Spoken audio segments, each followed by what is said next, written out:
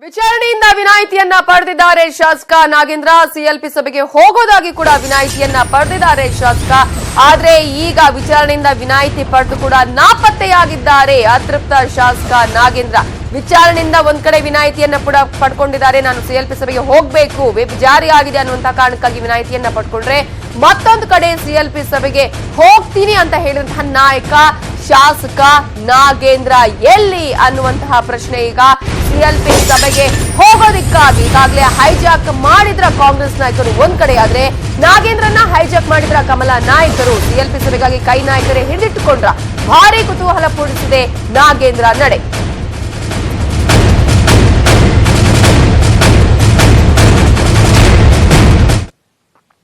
ಇನ್ನೊಂದು ಕಡೆ ಹರಿಯಾಣ ರೆಸಾರ್ಟ್ ನಿಂದ 23 ಶಾಸಕರನ್ನ ಶಿಫ್ಟ್ ಮಾಡಲಾಗಿದೆ. ಗುರುಗ್ರಾಮದಲ್ಲೇ ಇರುವ ಲೆಮನ್ ಟ್ರೀ ರೆಸಾರ್ಟ್ಗೆ ಈಗ 23 ಶಾಸಕರನ್ನ ಈಗ ಶಿಫ್ಟ್ ಮಾಡಲಾಗಿದ್ದು, ಈಗಾಗಲೇ ರೆಸಾರ್ಟ್ ನಿಂದ ಸ್ವಲ್ಪವೇ ದೂರದಲ್ಲಿದೆ ಈ ಒಂದು ರೆಸಾರ್ಟ್. ಇಲ್ಲಿಗೆ ಈಗ 23 ಶಾಸಕರನ್ನ ಶಿಫ್ಟ್ ಮಾಡಲಾಗಿದೆ. 23 ಶಾಸಕರು ಲೆಮನ್ ಟ್ರೀ ರೆಸಾರ್ಟ್ಗೆ ಶಿಫ್ಟ್ ಮಾಡಲಾಗಿದ್ದು, ಉಳಿದ ಶಾಸಕರು ಐಟಿಸಿ ಗ್ರ್ಯಾಂಡ್ ಭಾರತ್ ರೆಸಾರ್ಟ್ ನಲ್ಲೇ ವಾಸ್ತವ್ಯ ಮಾಡಿದ್ದಾರೆ. ಸೊ ಸಾಕಷ್ಟು ಕುತೂಹಲವನ್ನ ಮೂಡಿಸ್ತಾ ಇದೆ ಬಿಜೆಪಿಯ ಈ ಒಂದು ಶಿಫ್ಟ್ ರಾಜಕೀಯ. ರೆಸಾರ್ಟ್ ಟು ರೆಸಾರ್ಟ್ ರಾಜಕೀಯ ಆಗ್ತಾ ಇದೆ ಇದು. ಈಗ 23 ಶಾಸಕರನ್ನ ಈಗ ಮತ್ತೊಂದು ರೆಸಾರ್ಟ್ಗೆ ಶಿಫ್ಟ್ ಮಾಡಲಾಗಿದೆ.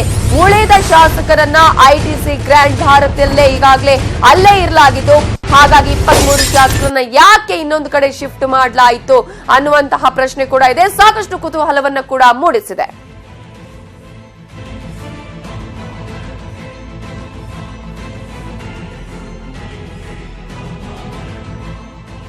ಈ ಒಂದು ಶಿಫ್ಟ್ ರಾಜಕೀಯದ ಬಗ್ಗೆ ಡೀಟೇಲ್ಸ್ ಕೊಡೋದಕ್ಕೆ ನಮ್ಮ ರಿಪೋರ್ಟರ್ ಧರಣೀಶ್ ಈಗ ಗುರುಗ್ರಾಮದಿಂದ ನೇರ ಸಂಪರ್ಕದಲ್ಲಿದ್ದಾರೆ.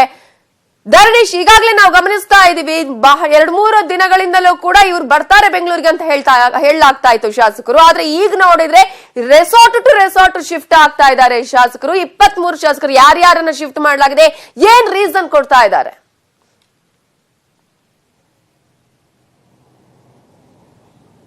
ನಮಿತಾ, ಕಾಂಗ್ರೆಸ್ ಶಾಸಕಾಂಗ ಪಕ್ಷದ ಸಭೆಯನ್ನ ಎದುರು ನೋಡ್ತಿರುವಂತಹ ಬಿಜೆಪಿ ನಾಯಕರು ಈಗ ರೆಸಾರ್ಟ್ ಇಂದ ಬೇರೆ ರೆಸಾರ್ಟ್ಗೆ ಶಿಫ್ಟ್ ಮಾಡ್ತಾ ಇದ್ದಾರೆ ಅವರ ಶಾಸಕರನ್ನ.